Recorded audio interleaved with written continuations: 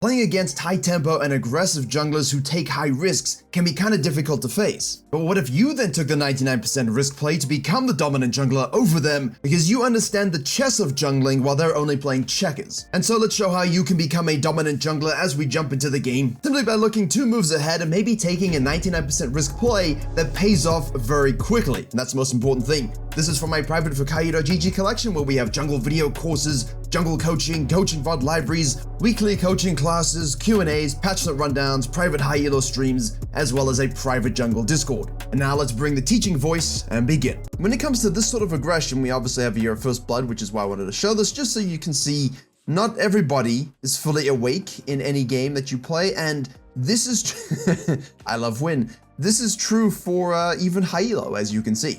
So this Diana and this Nidalee, in order to succeed as a farming jungler here, what are the big things, what are the big words we're thinking about?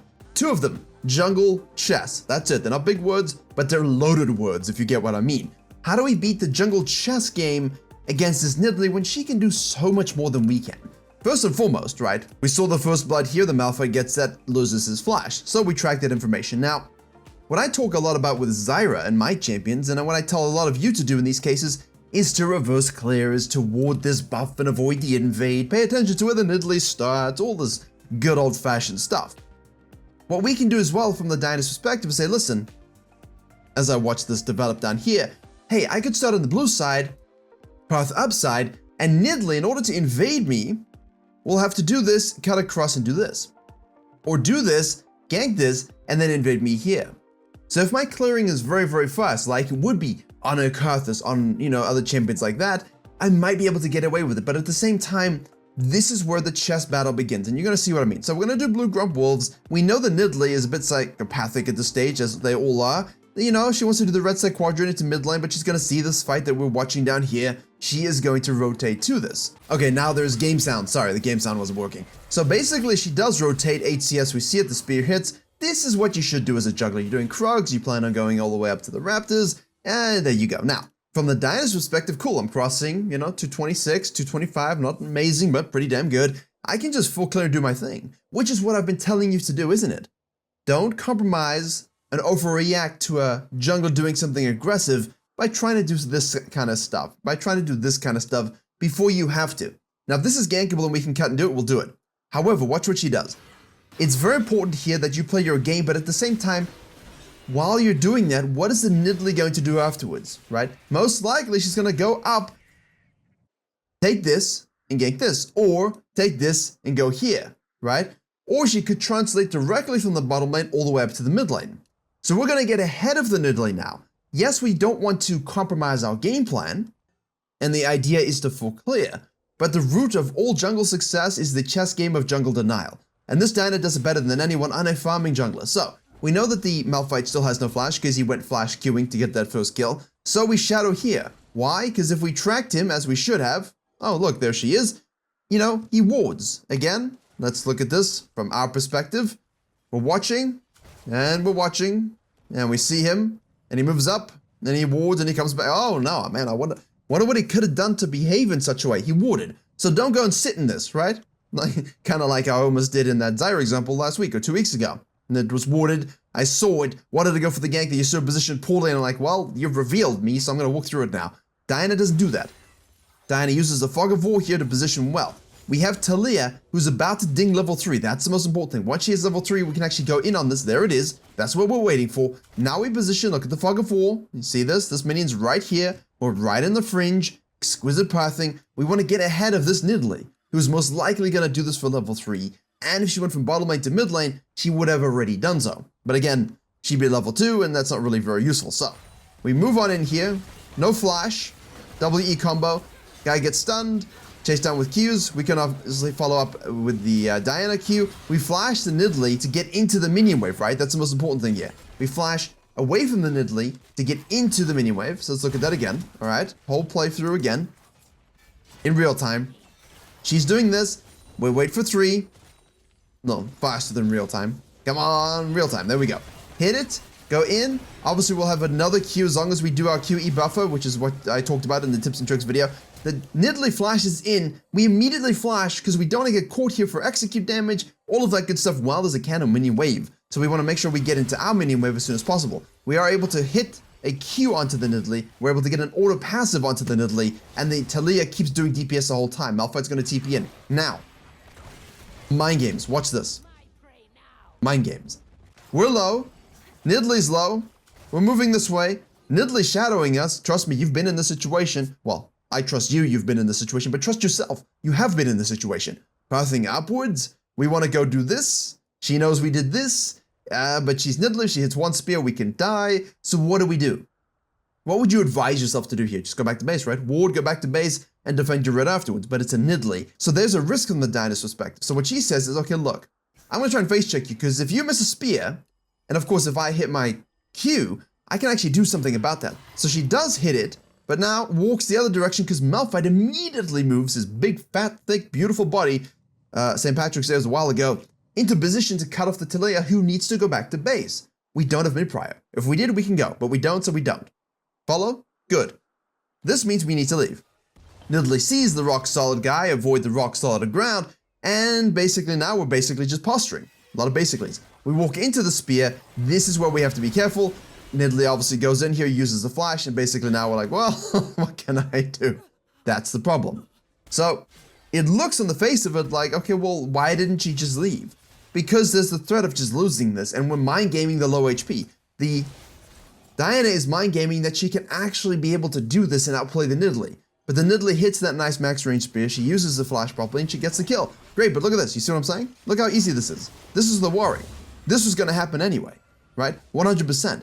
But what the Nidalee didn't pay attention to, that the, of course, Diana was trying her best to pay attention to, was the prior of the lanes. The Renekton goes over the wall, and he's going to snag this kill from her. Hopefully, maybe. Let's see. One more order, baby. Oh boy, spacing, healing. Here we go. There we go. Everywhere we go, go. Diana's like out of base, running directly to this. Oh my goodness, the mobility of this champion is irresistibly annoying.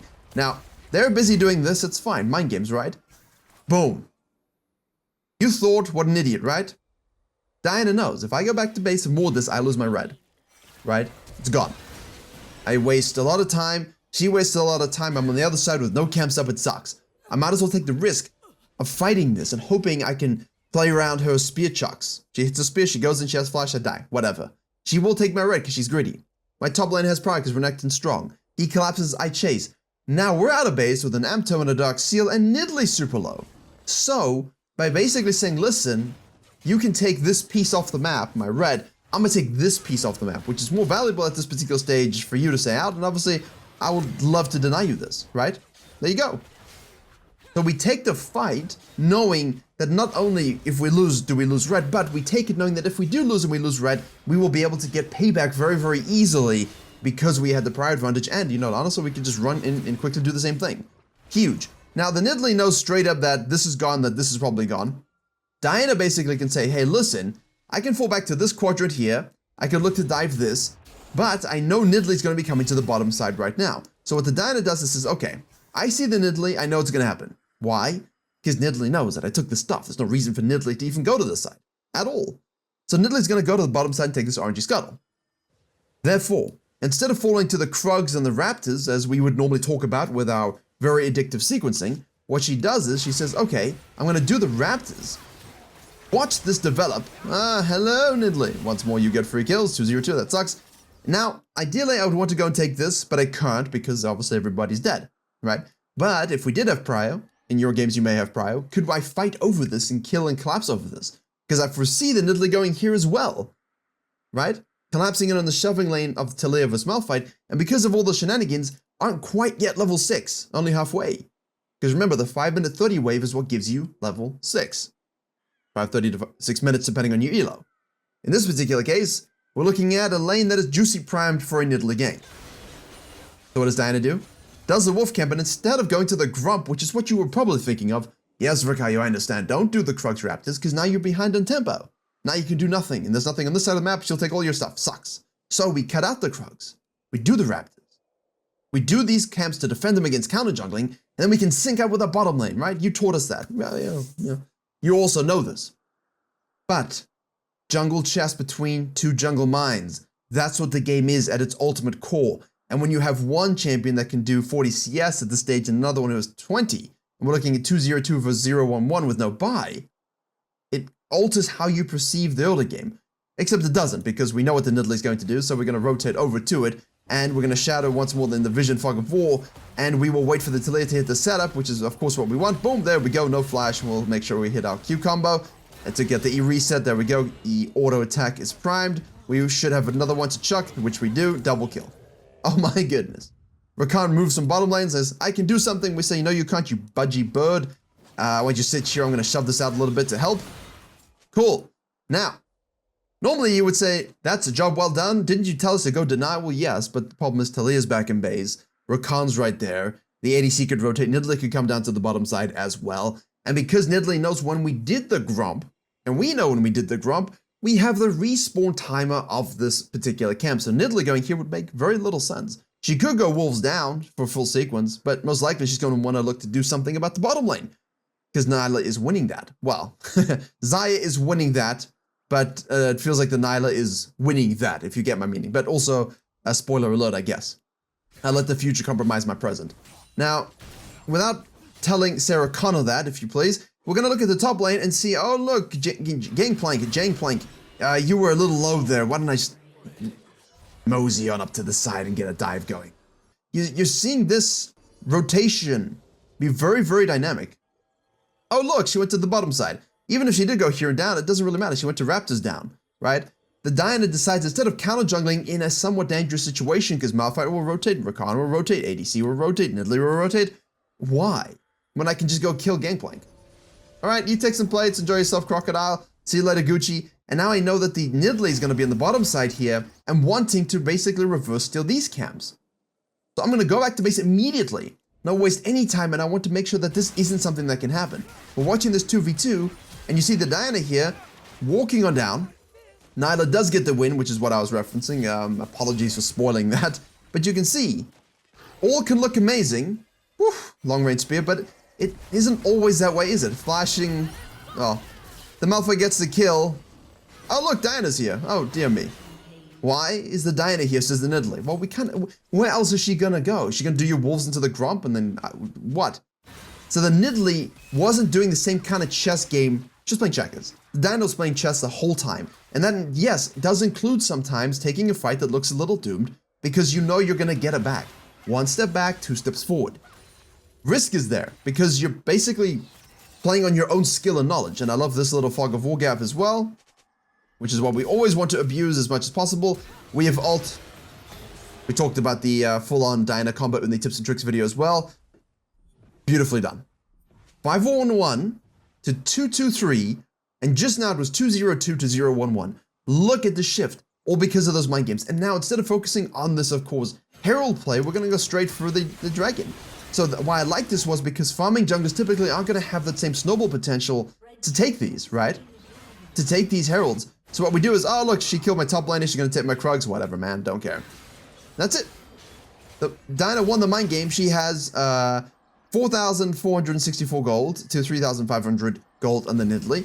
We obviously are going to pay attention to this as well as we witness it. Cool.